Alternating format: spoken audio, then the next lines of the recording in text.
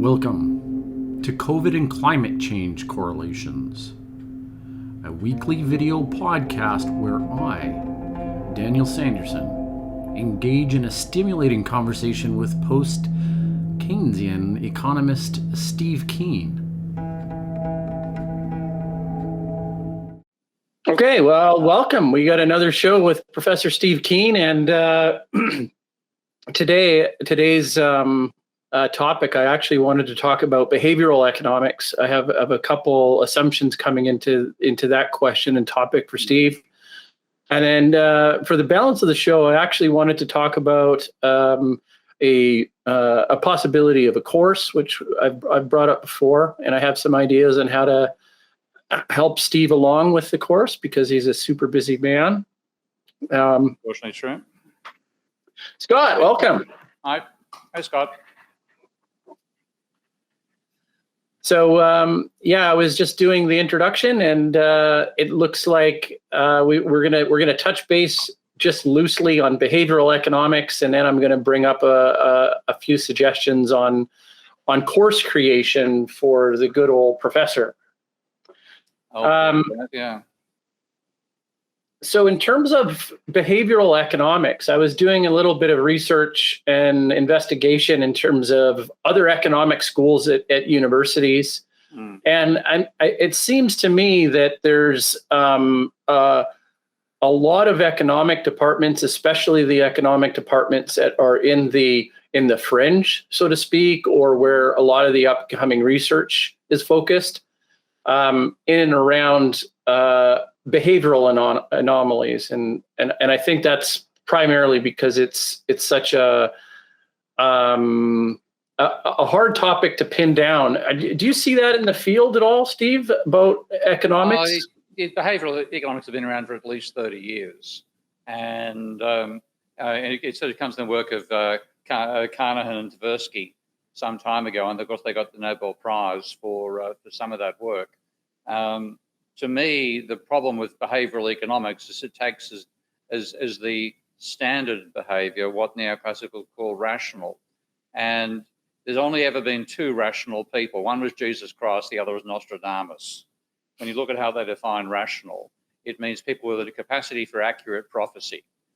That's the shorthand definition of how neoclassicals define rational. And therefore, if you don't have the capacity for accurate prophecy, you're irrational, and let's count the ways in which you're irrational. Well, there's about 137 of those. And then what you do, and I've seen this happen in conferences too, is that behavioral economists will present various ways in which experimental data shows that people's behavior deviates from the norm of rational behavior. And they will then say, well, here's an anomaly, and here's another anomaly, and here's another anomaly. And the neoclassical economists look at it and say, let's just assume rational behavior. So it's the sort of thing that they can take on the chin because it's like being hit by a wet lettuce. And you can continue doing exactly what you were doing beforehand while still nodding, yeah, we take into account behaviorals, et cetera, et cetera. Look at those couple of blokes, maybe a woman down the corridor, maybe a black person, even better. You know, we've got representation here. So it's a nice little excuse. It's like a fur coat for a Neanderthal. It makes them look fashionable. Oh man, disappointing. Another disappointing rung in the edifice of the economic tradition. I mean, sounds like a lot of blind alleys to me. It is a lot of blind alleys. I mean, the interesting thing is the basis of it, and I'm going to get stuff as up because I used to be great at numbers on the fly. I'm not anymore. I've just too much time reading neoclassical nonsense. I've lost my facility with arithmetic and so on the spot. But what will often happen, and I've actually set tests like this because I used to be forced to teach financial mathematics. And as part of it, they say that what a rational person does is maximize their expected return. Okay? So they'll give you a choice where, say, like you've got a 90% chance of getting $100 or a 10% chance of losing $1,000. And what you're supposed to do is multiply the numbers by the probability. So if you have like a 90%, 0.9 times 100 is 90, and 0.1 times 1,000 is minus 100. So it's minus 10, so you don't take the bet. But if you made it a 90% chance of 2,000, then you look at the two and think, oh yeah, it's worth taking the bet. Now, at that level, most people would say, yeah, fair enough. I put in $100. I've got a 10% chance of losing it, but I've got a 90% chance of making 2,000. That's a good gamble. I'll take that one. And that's where what the behavioural case and the rational case coincide. But you take other circumstances where, like, there's a 99% chance, say, of $100, so that's worth $99 on its own, and there's a 1% chance of minus 1,000. Okay, so that's like minus 100. But you can set it out and you work out that this particular situation, the expected value is positive, so you should take the gamble. But if you look at your bank account and think, well, shit, I can't afford to lose the $1,000 today. No way, can't do it. So what happens when people then answer that question, most of them give the irrational answer, they won't take the bet. Now, the flaw of that is that, and this is what I used to teach to my students when I taught this crap back at university, was that you do not get, if you do a gamble, you do not get the expected value. You either get one or the other, okay? And therefore you've got to say, well, can I handle, it'd be nice to win a couple of $100, but if I lose 1,000, I'm wiped out, can't afford it. So the only way to make the two cases coincide is if you can do the same gambles 1,000 times. And then if you can do them 1,000 times, you will ultimately get the expected value. But only if you can repeat the experiment, you get the expected value. Now, is life something in which you can repeat the experiment? For example, I'll give a personal one. If you make the mistake of lending a family member a large amount of money, then she tries not to repay you. You do it once, you're screwed. Next time you sign a contract, make sure you don't get screwed. That doesn't happen. The next time doesn't happen. You've been screwed the first time. So life is not a repeated experience. Life is a sequence of events where the previous one has already happened and you can't change the impact that had on your bank balance. So the neoclassical case is based on what you can call subjective probability. What do I think the odds are? But it only works if it equals objective probability. This is what's going to happen because I'll repeat the bet 1,000 times. Now, the real world is not like that. So that was my way of trashing the arguments that this behavior is irrational. It was quite sensible not to risk everything you've got, okay, in those cases. And it's now been formalized by a guy called Ole Peters, who's a mathematician, a top-class mathematician in London. And he's taken this whole case and shown that even the standard, like coin toss, if you play a coin toss and you come out of heads, if you make a profit, you make heads, you lose half as much if you get tails. The vast majority of those runs over time lose money. You do a sequence.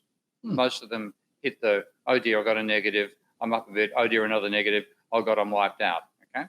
Now, if you look at the statistical average, that's positive. But crazily enough, the run for the vast majority of people is negative. And so it's very sensible for most people to turn down what neoclassicals will say is the right thing to do.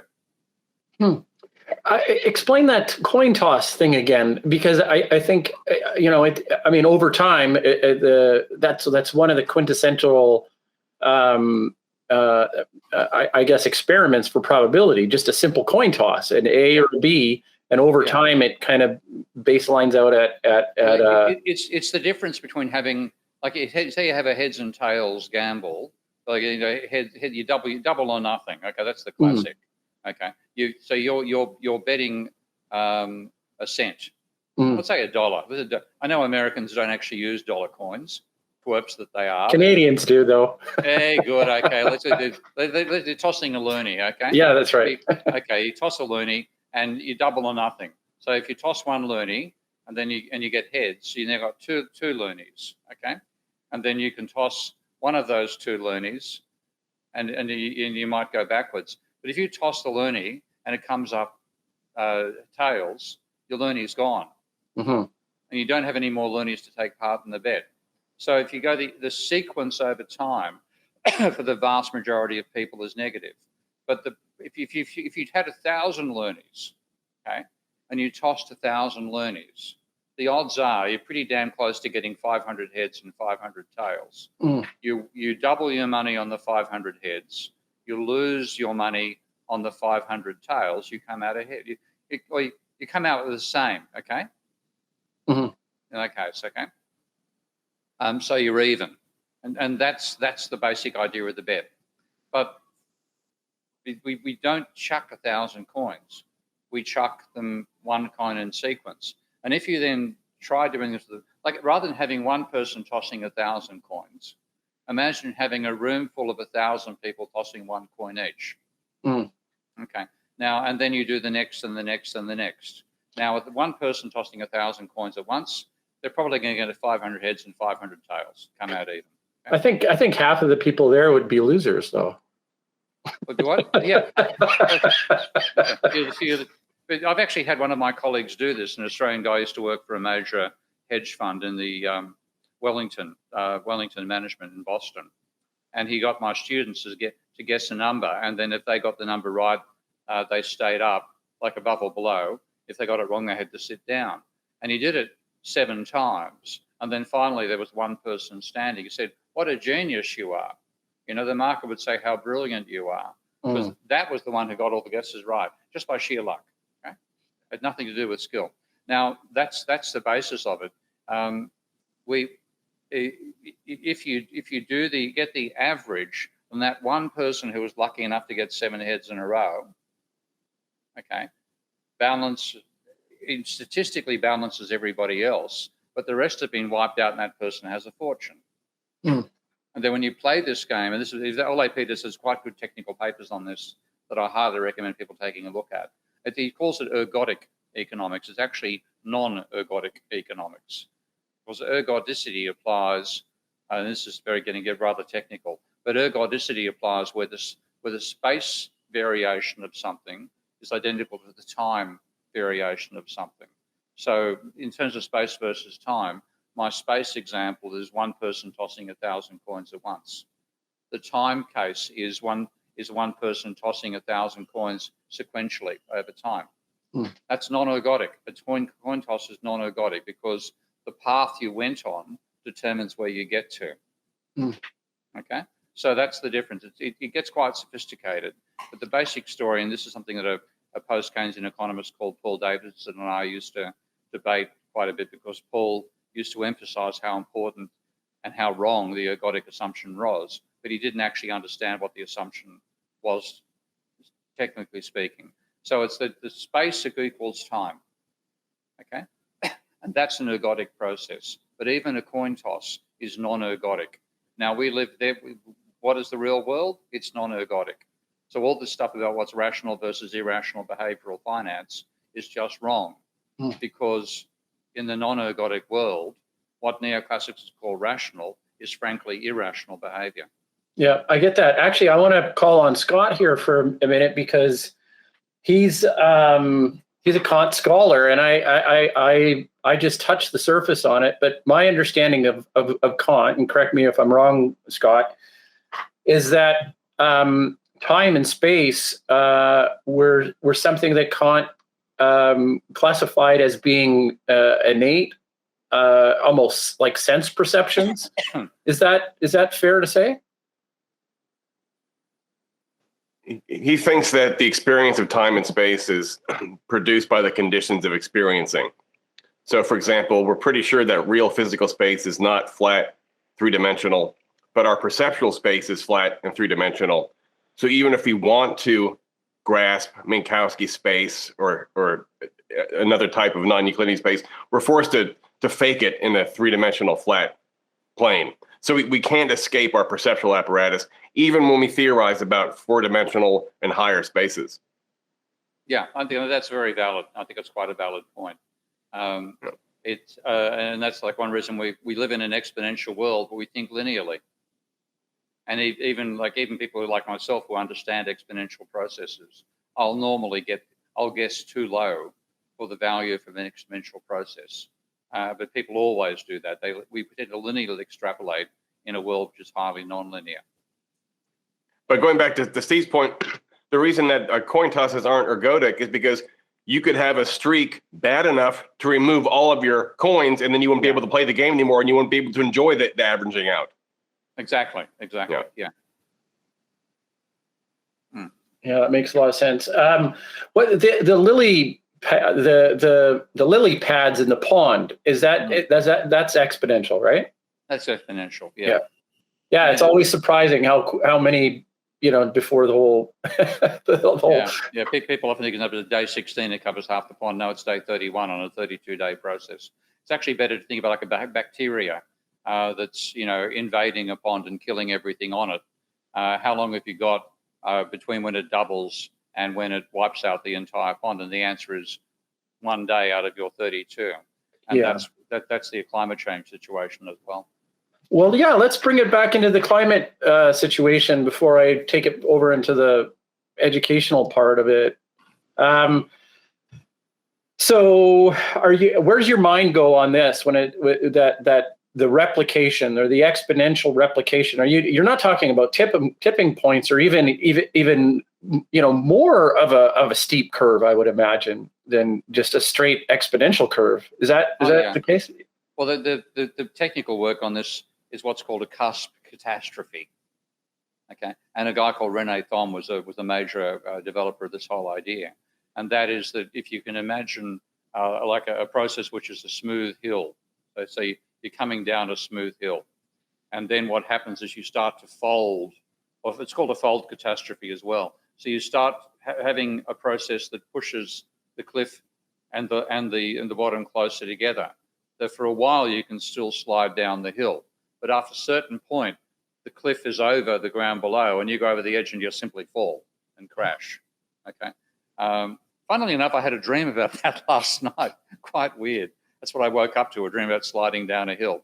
But yeah, so if you have a process which relies upon you being able to slide down a smooth hill, and there's another, and the time is changing the system that is moving, you will have a catastrophic outcome, not just an exponential, but a catastrophic decline. And that's actually what we're looking for, because the timeline that we have to hit as a global community, let's say 2.5 degrees, for example.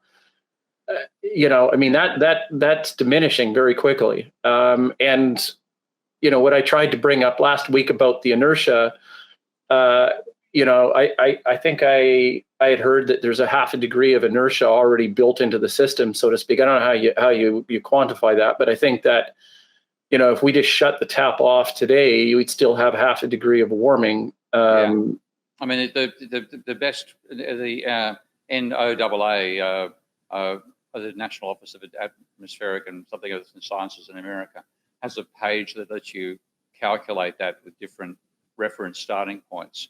And when I did that for 1900, it gave 1.2 degrees Celsius as the current excess level we're at. And then with the momentum of the carbon dioxide already in the system and transferring from various sinks in which it's in, if we stop adding it, it'll still come, percolating up from some of the sinks it's currently in. That means 1.7. And that's if we stop producing carbon dioxide today. So, and according to neoclassical economists, that's cool. Yeah, that is cool. I mean, not cool. Well, we say not cool, but that's 1.7 degrees, because they're betting on a 12 or 15 degree rise. I don't know what kind of instruments are going to be around to record that, but well, yeah, no, the last one I saw by a bunch of neoclassical economists was catastrophic temperature warning level is 17.68 degrees above pre-industrial, and this highly sophisticated prediction came from two inputs. One is they assumed that in 1995 that a 2.5 degrees Celsius increase would cause a 2% degradation of the environment. and they assumed the damages were quadratic. Yeah. So if you have a pure quadratic that passes through the point 2.52, it hits 100% damages to the environment at 17.68 degrees Celsius. That's fucking laughable. I mean, I'm not going to be polite about this. Anybody who thinks that's a serious prediction is a bloody moron, or a neoclassical economist, which I think are interchangeable terms these days. So yeah, that's the sort of nonsense they're into. So the climate scientists that I speak to, they're worried about half a degree, and so we're already probably tipped the Arctic, and 2 degrees is the limit. They say that's got to be our line in the sand, and we prefer to stay at 1.5, which we've already probably lost for the momentum issues you talk about. So yeah. Yeah, and that's the importance of your work. I mean, I'll keep reinforcing that, because I see it all over the news. I see it all over the politics. We just wrapped up our Canadian election. I think Australia is looking at an election soon. Our government didn't actually change. Do you know I'm running for election, by the way? What do you do? Get out of here, really? You don't know? Okay. No, I did. This is a bit weird, but it's the way it's come about. There's a new party called the New Liberals, which was formed by a barrister who has been doing pro bono work for refugees, because Australia's got a draconian policy towards refugees, and I mean they're going through courts and facing, like imagine being an Afghan refugee facing being returned to Afghanistan, and not being able to speak the language virtually, and having to represent yourself in a court case. That place was just too disgusting for Victor. So he formed a refugee law project, which has students and barristers together giving pro bono legal advice to refugees going through this process. And he finally had all he could take, like, the old Peter, what is his name? Peter from Network, Peter Finch. I can't take it anymore. I'm not going to put up with this anymore. So he formed this group and started doing it. And then talking with his friends, he said he's so disgusted by the state of politics. We have to do something about it. We need a genuine Liberal Party, not the assholes who are in power in Australia. And then he formed the New Liberal Party. And having researched economics, he approached me to be the economic advisor. And then because the party's been he was going to be the candidate in the upper house, because Australia has a proportional representation voting system for the upper house. It's a preferential vote in the lower house. So to get a representative seat, you have to be the only successful candidate in a region. But if you say 10 candidates, those 10 will each allocate their preferences to the other 9, and the first one to get knocked out, their votes then get handed on to the second person that people put on their voting slips, and then the third and fourth and fifth. So no vote is wasted in the Australian system. But you still need like about 40% of the vote. Maybe if you're lucky, you could win an electorate with 30%, but it's more likely 40% with preferential voting, because like your opponent might win, say 49%, you win 40%, but the other people who get knocked out give you 11%, and you again get 51 to 49. But it's still hard. So he's standing for the Senate, and in the Senate there are 6 senators elected per election per state, and you therefore need to get 1/7 of the vote plus 1, about 14%, 14.5% of the vote to win election. That's what he decided to stand in. But because the party has been getting quite a bit of prominence in social media, he decided to risk it and go for the representative seat that he lives in, which is North Sydney, which has voted for independence beforehand. And he then said, well, that leaves the vacant space at the top. Steve, would you like to be our prime candidate in the Senate? Oh, good. Holy shit, why not? Yeah. So yeah, but that depends on when the election is held. I've got to get back and re-register for voting, and of course that means I've got to be vaccinated. I've only had 1 vaccination shot, so it's all a question of the time. Because like the Canadian system, the Prime Minister can call the election in an opportunistic way, which is what Trudeau did. Yeah, it backfired on him, as you know, but that's what he did. Well, Morrison could do the same thing. He might well call the election early, but if he calls it, because he's totally on the nose right now, so we're hoping he'll call it in May, which is the last date he can do, and then by that stage, I'll be fully vaccinated, back in Australia, and able to vote and able to be a candidate. Yeah, I don't know. I wish I do. I get this this backlash from the community, and basically it's part of like the common parlance, the feedback that I hear in our media, fellow family members, the frustration about calling such a useless election. And I think there could have been a modification in the rhetoric slightly, be more confrontational about what, like, so for example, if I was like Trudeau, if I said something like, look guys, this is what I want to do. I am calling it early, but the reason is that I want to be able to do this, and I want a majority government because this is what I want to do. But instead it's kind of like he doesn't directly say it, and half of the campaign the media was trying to pin him down just to get him to say that. I'm thinking it's obvious that's what he was doing. The politician just needs to say what he's doing, be more transparent, and then we wouldn't have to. It's almost like I don't know. Let me give you a little funny example here, and I'll see if I can find what actually was done on Twitter this morning. Was Victor Klein, who's the guy who founded the party, and a very decent human being. So I'm quite happy to be a candidate in the party for him. But Victor made a suggestion for a slogan for the party to run on. Let's see if I can find it. You just give me a moment. Have you told your buddy Vox about this? Who? Vox Day. He might be getting upset that you're. Vox is a rational man. I mean, I got a lot of time for it. He'd agree with you. He'd shake your hand. He'd say, good job. And so Victor put out a tweet saying, hey, TNL, that's the initials, TNL, the New Liberals. How about this for a TNL election slogan? Not easy, but exciting. I thought, oh, that's shit. I thought, that's shit. I'm sorry, that's shit. Well, the funny thing was, one person suggested and said, everybody panned it, but somebody said, truth, not lies. And I thought, that's perfect. TNL, truth, not lies. And the reality is politicians have been lying to us, and it's transparently obvious they're lying to us. They get asked a question, and they'll bloody maneuver their way around it. They never answer a straight question. They're going to a script. They try to use every media opportunity as a reason to push forward rather than engage. And people of all political persuasion, I think, are simply sick of it. And this has been a product of the nature of representative democracy with parties based on a left-right split and factionalism inside those parties.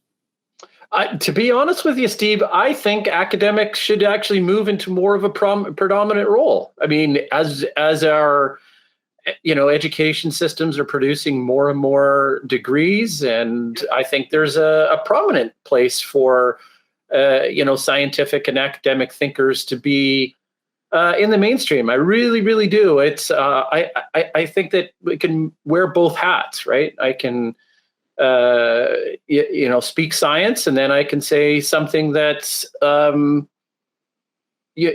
much to the people, and speak in rational terms, and use the the 20 years of education that that the academics have under their belt to to deliver a real teachable moment, shall we call it that, right? Like except for economists.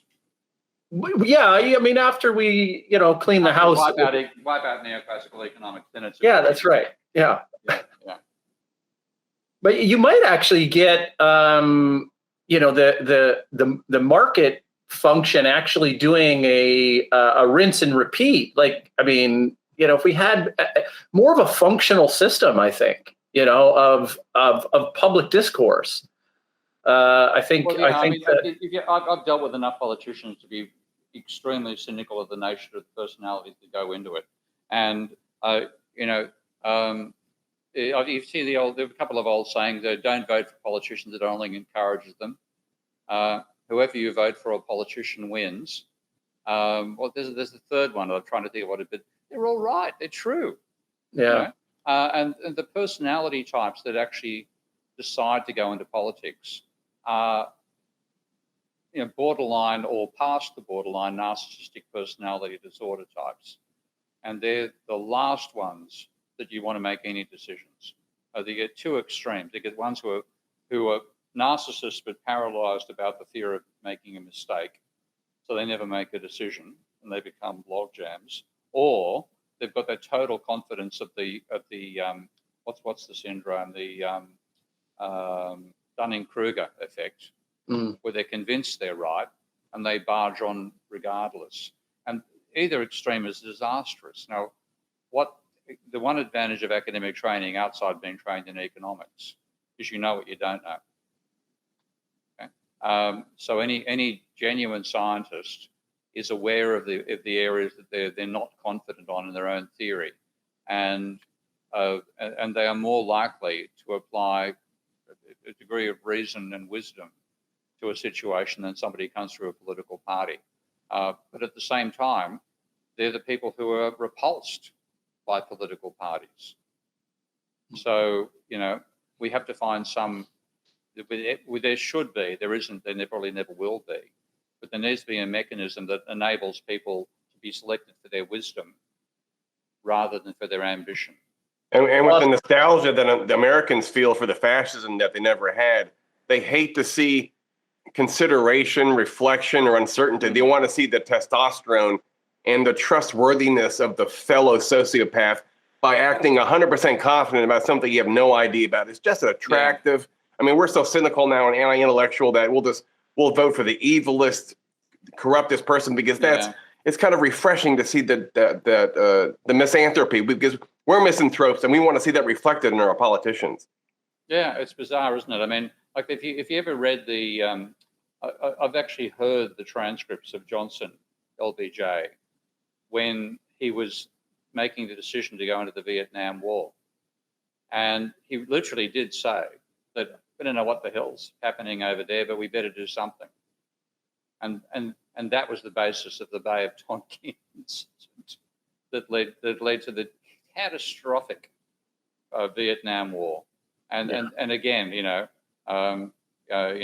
that man tried to kill my daddy, which is a quote from George Bush about Saddam Hussein.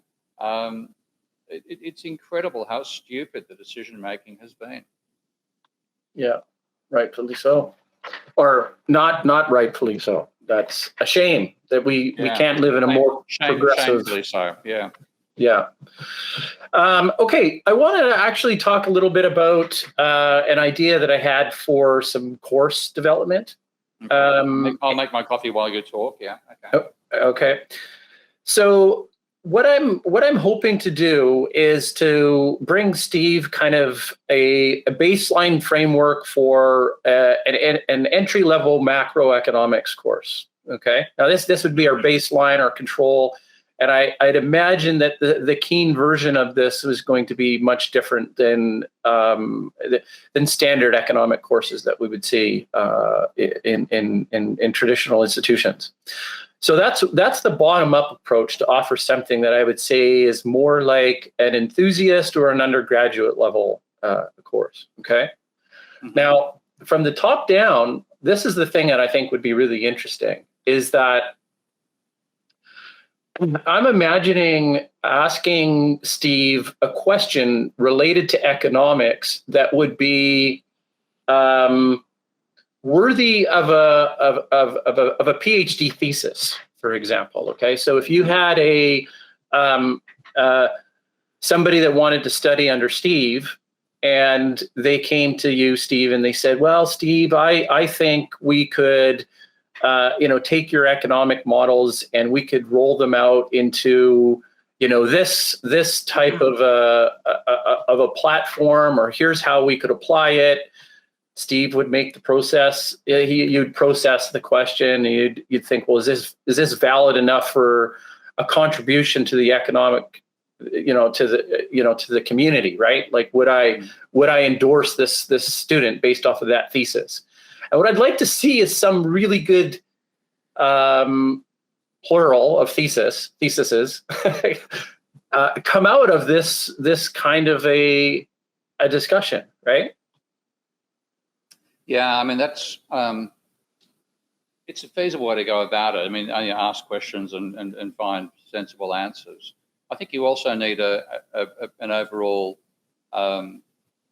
paradigm to be put forward, and that's when my paradigm would come out of my revised classical economics based on Marx's dialectics, combined with energy thermodynamics coming out of the physiocrats, and then complex systems modeling. That's what I'd like to get together, and fundamentally ending up with a system dynamics approach to the economy and its interaction with the ecology.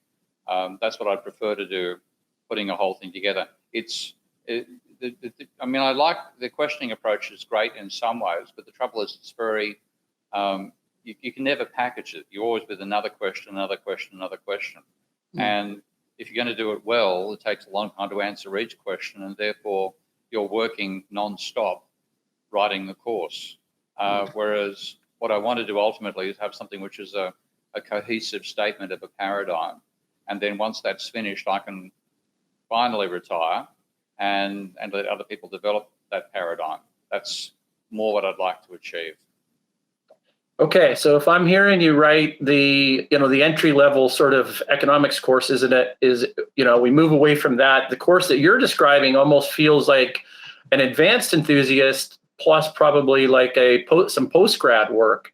It could be something which could be, I mean, we've got to find a way to popularize it as well. And I agree on that front. The trouble is, if you don't get a new paradigm, then you're forever asking questions which are based on the old paradigm.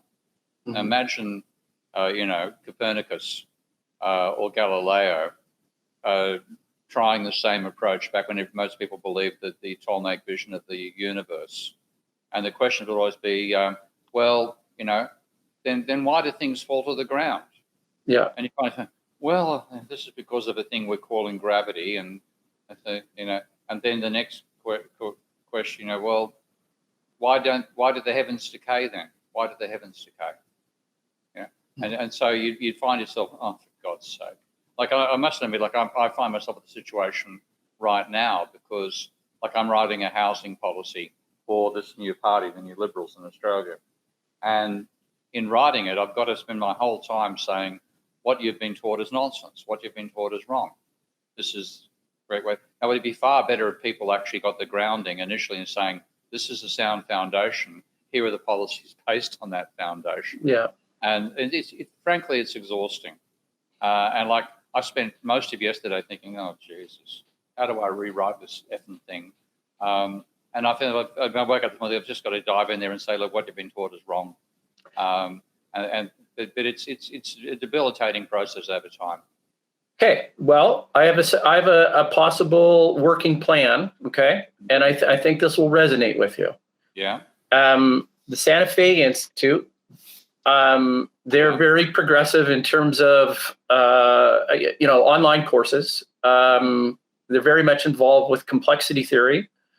So, what happens if we put a team together on this? Right, like a tight team of maybe 3, and I'm imagining the spokes in a wheel, and I'm thinking, you've got yourself talking about economics and the new paradigm, maybe kind of like the lead on it, but then there is going to be team members, maybe somebody that's good in complexity theory.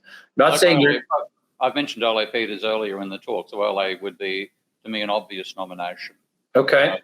One of those spokes, and then you'd need people from climate. So my first nomination would be Tim Lenton. So like I can think of people to pull together to make that sort of, and you need a biophysical approach to economics. So Charlie Hall or Victor, how do you use his name? I can't think of his name right now, but the energy writer. But yeah, you'd need a range of people to pull together.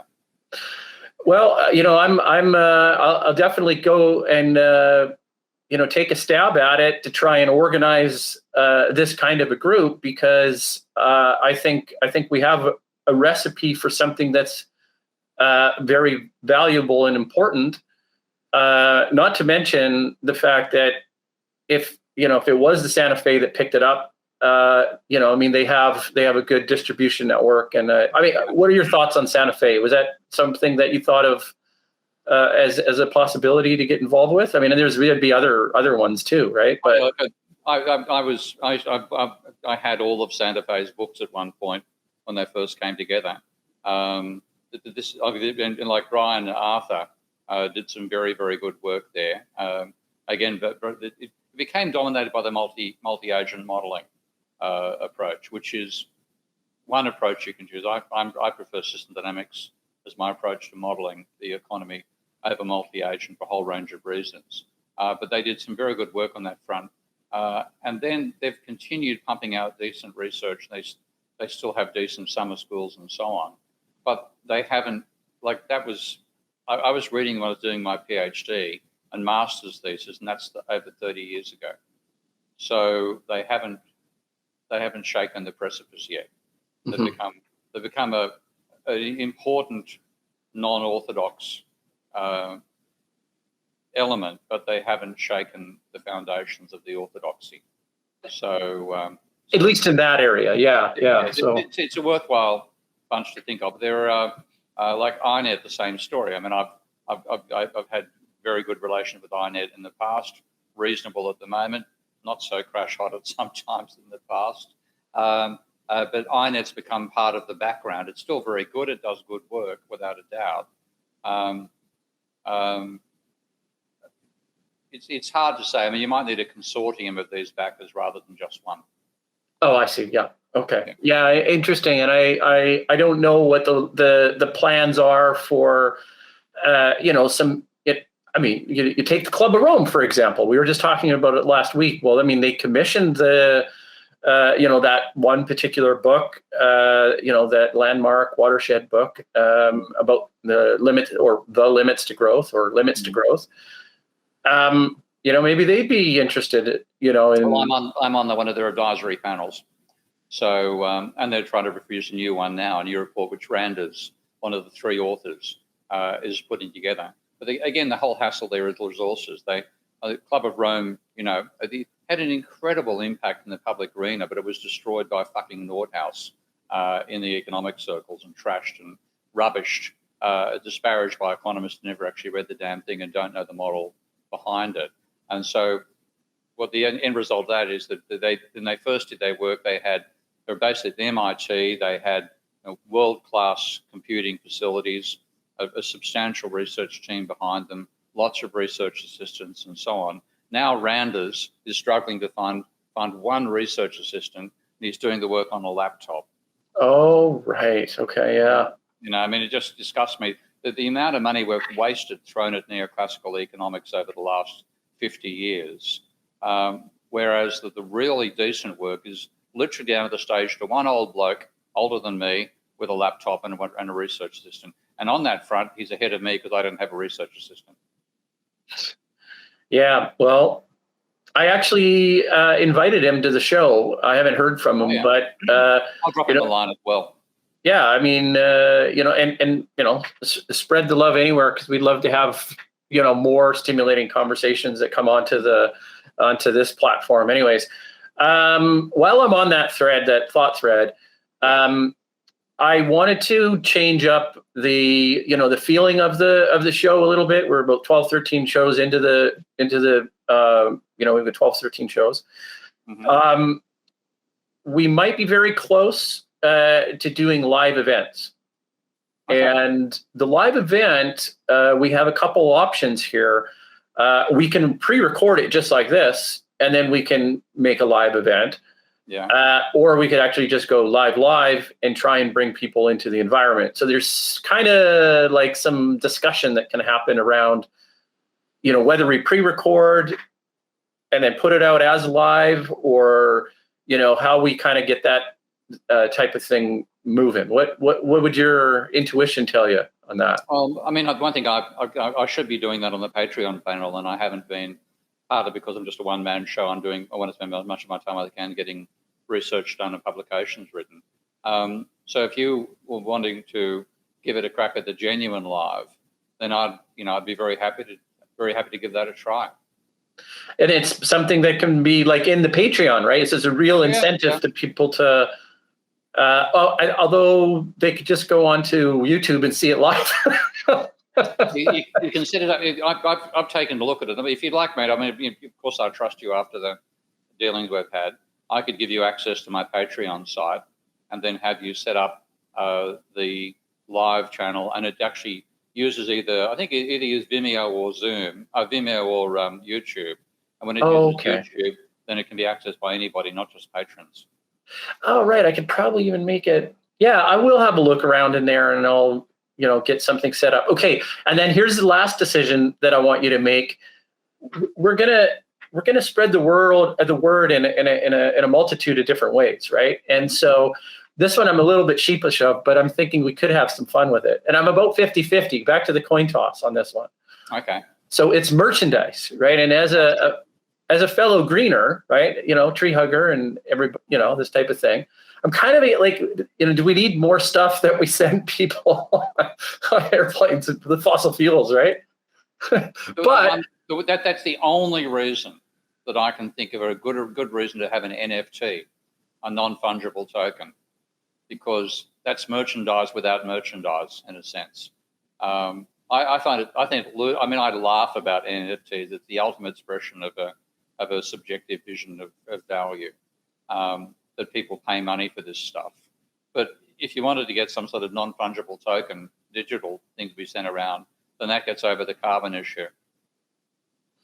Yeah, we could do that, but you'd lose the opportunity. And you got to imagine this: it's a merchandise, so it's all shirts or like hoodies or all these kind of things, right?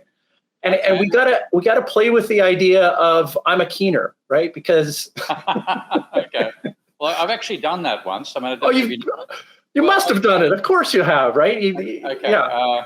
I've got to find where I've stored it, because this is back in the days when I was in Australia, and I got rigged into a bet over house prices.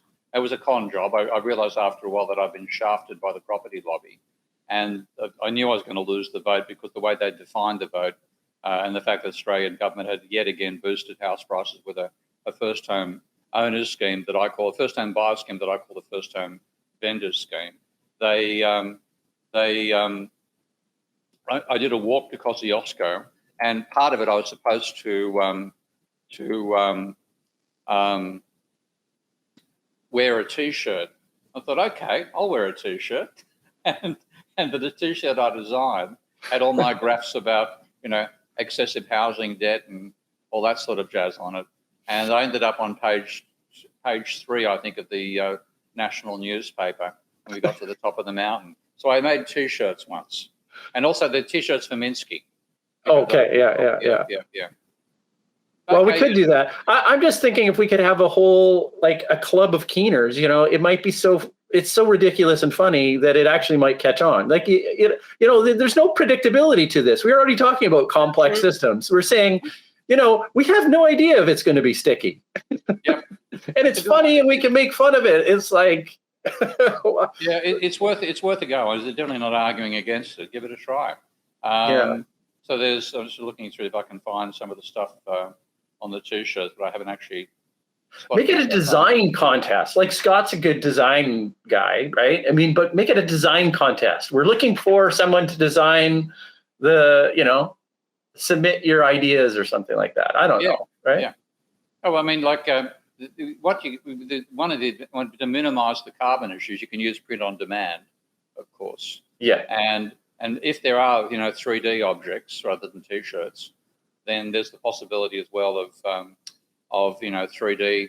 I don't know if anybody does 3D printing on demand, but surely somebody does. There must be. The local public library has a free access 3D printer. No one uses it. It's incredible. So you can walk in here with your blueprints, and you can design a Warhammer competition game and then walk out and sell it. I can't believe they don't charge. Wow. Okay, that's pretty cool. So yeah, give it a try, definitely. Scott, did you just get volunteered for making some stuff at the 3D printer in Texas there? I think he just got volunteered for something. Well, I haven't read the fine print. I don't know if they would be upset if I walked out with boxes of tiny things that I was going to do something with. I think it's for the children to understand the translation process between blueprint and object, and so they get to witness the translation. I think that's what it's for. Well, yeah, we wouldn't want to game the system there. I mean, that doesn't happen in economics, right, Steve? People don't game the system. No, we don't have to put. Yeah, it's all just But I think those 3D printers are incredibly cheap, aren't they? They're the same price as printers. They're getting just if you're shooting plastic, they're getting much cheaper. If you want to print a house or print 3D parts for a rocket, they're a bit more expensive. But yeah, the stuff we can have as fun back at home, they're getting very cheap. I almost bought one because I wanted to print like the I'm just see if I can find that again as well. It's actually a 4D model, but it's actually genuinely 3D. But my model of Minsky's financial instability hypothesis with the government generates what I call the toilet bowl in space. Ever seen that? I'm sorry. Sounds like a strange attractor. Yeah, it's actually, funnily enough, it's not chaotic. That's one thing I'm quite surprised by. When I analysed it mathematically, it wasn't chaotic. There was a standard attractor rather than a chaotic attractor inside it. But it was the three-dimensional toilet bowl, and it's quite a beautiful shape. It's what we use as the logo for Minsky. If you look at Minsky's logo when you load it. Oh, actually, no, the old logo. I think we've changed it now. But that's a beautiful object. I'd love to print that in 3D one day. You guys chat amongst yourself. I'll see if I can find it. How do you find how do you tell in an attractor whether it's chaotic? I don't understand. How do you mathematically do that roughly? Well, it's involved what's called the Lyapunov exponent. You don't want me to try to explain that live. Okay. I've forgotten my mathematics. I know the basic concept, but I can no longer do the mathematics for it. I have to reteach myself. Spending all my time pulling apart neoclassical garbage has meant that I've forgotten the practical mathematics that I need to do this sort of thing. But if you like, I'll give you the Lorenz attractor. That's in fact, why don't I can bring the Lorenz attractor up on screen. Why don't I do that? Because it's a beautiful piece of graphics. I'll just actually find it. Hang on a second. And that'll give you an idea of what I'm talking about, and I can talk to the Lorenz model. Here we go. Okay, this will only be a 2D manifestation of it, but it's actually a 3D object. So okay, we've got it here, and I'm running it, and now I'll just go across and share my screen. Hang on, here we go.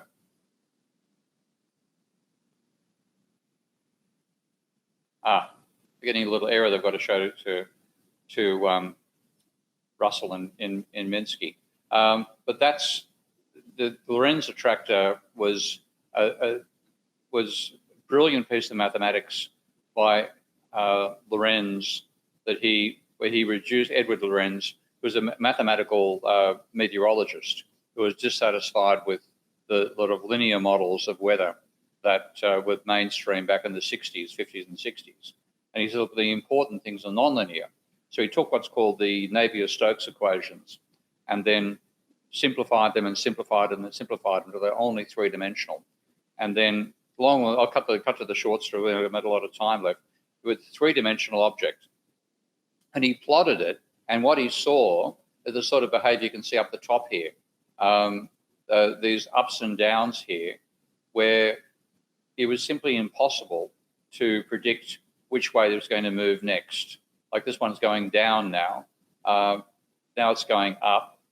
Will it go down again? No, it goes back up again, et cetera, et cetera. So he couldn't predict it, and he called that chaotic. And then he printed it in 3D, and this is what you can see down the bottom. And that's actually a three-dimensional object. It's like a two-dimensional projection of it, because you're only seeing it in a two-dimensional shape. But it's circling two what are called attractors. And these attractors, you can see it starts just here. One of the attractors is here. Actually, I think the attractor is actually just slightly away from this point here. Another attractor is here, and the third one is here, okay?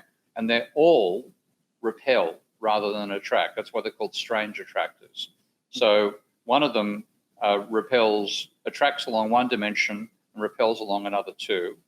And the other two attract along one dimension and cause cyclical behavior along the other two.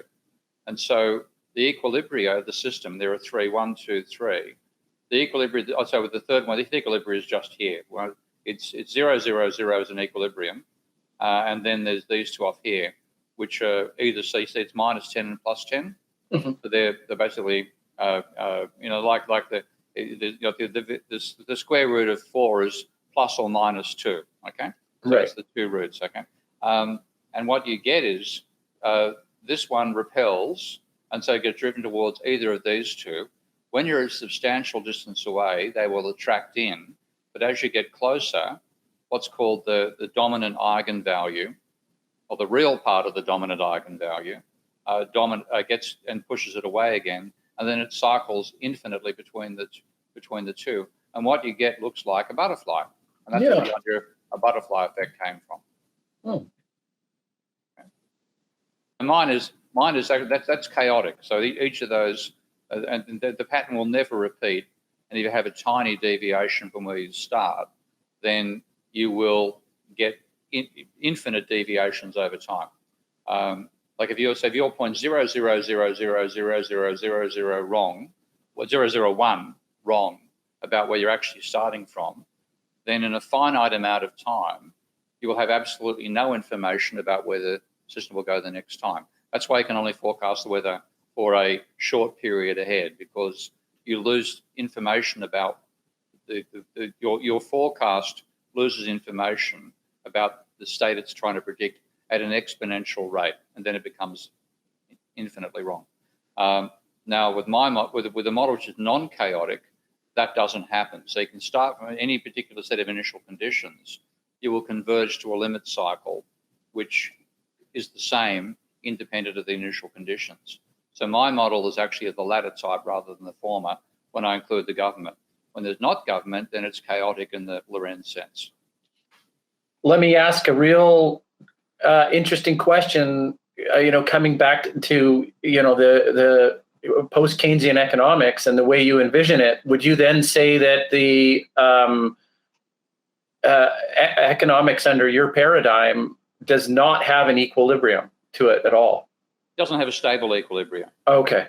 Okay. And then when you include energy and ergodicity and thermodynamics inside, there's no equilibrium at all. Mm-hmm. I mean, the only reason we exist is we're in a far from equilibrium system. We're copying oodles of power from the sun, and dissipating that energy from the sun is what's given rise to life. We don't know how it did it. Actually, we're getting closer to understanding how life first came about. That's some fascinating research in biology at the moment. I've forgotten the actual reason, but I've got a copy of the paper where the scientists believe that they may have found the mechanism that triggered autocatalytic behavior that gave us the first single cellular organisms. Quite remarkable research. Okay, but if it wasn't for the sun's energy, we wouldn't exist. And what we do with the sun's energy is we actually enhance the second law of thermodynamics, and that life causes a faster dissipation of energy and a faster degradation of order than would happen without life. The benefit that life maintains order while it causes more disorder elsewhere. So that sort of background is what we'd need for thinking about the economy. So equilibrium would become a footnote, not the exclamation mark, which is what it is in neoclassical economics.